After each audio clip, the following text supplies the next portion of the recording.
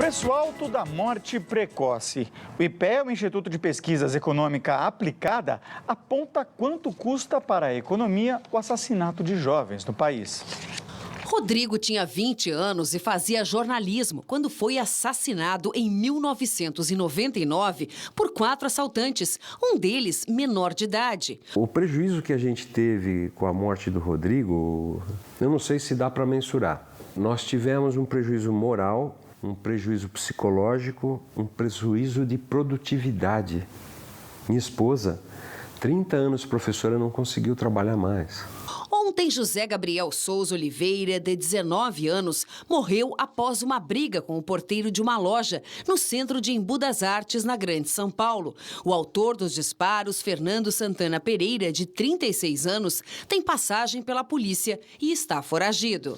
O assassinato de jovens tem um custo alto e não apenas para as famílias. No momento em que a sociedade brasileira envelhece, a perda desse capital humano tem um impacto na economia e compromete o futuro do país. Um estudo do IPEA, Instituto de Pesquisa Econômica Aplicada, concluiu que o assassinato de jovens entre 15 e 29 anos no ano passado custou ao Brasil 88 bilhões de reais, ou 1,6% do PIB, o Produto Interno Bruto. A pesquisa mostra quanto cada pessoa deixou de consumir e produzir, além dos gastos para a sociedade com saúde, segurança pública e prisões. Você tem lugares onde se concentra grande quantidade de homicídios.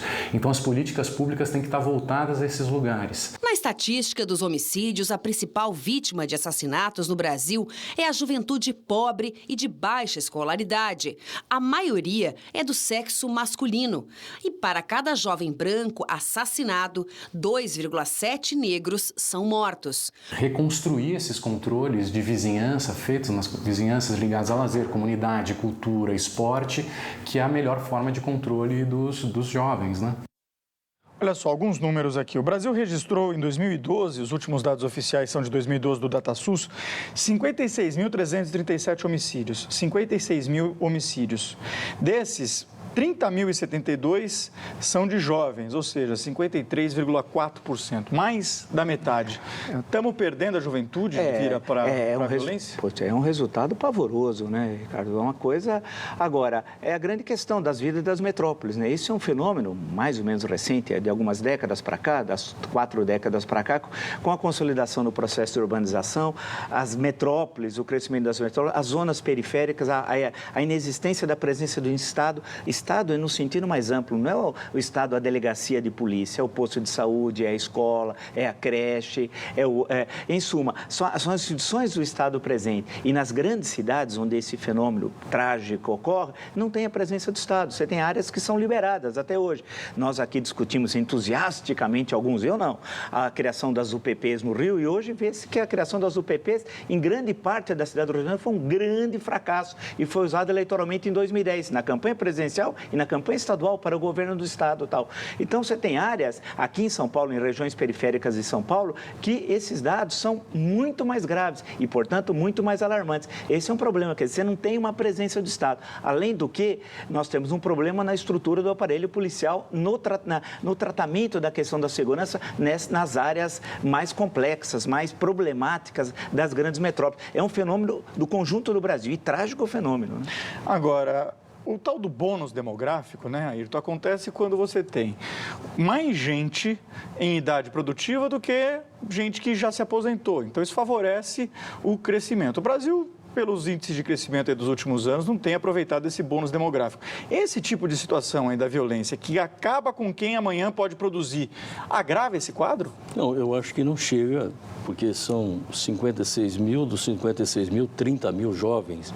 Claro que é um dado terrível, né, de ser observado, mas os índices que nós temos de pessoas que envelhecem, jovens que têm acesso ao trabalho, ainda é um índice onde nós temos um crescimento de participação dos mais jovens, embora tenha aumentado a quantidade de aposentados, pessoas que mais velhas que deixam de trabalhar, ainda nós vivemos uma situação muito superior à de vários países da Europa, onde a previdência social de cada país tem cada vez mais dificuldades graças ao número de aposentados e a ausência de novos nascimentos, nasce menos gente, logo tem menos gente jovem cada vez que passa o ano.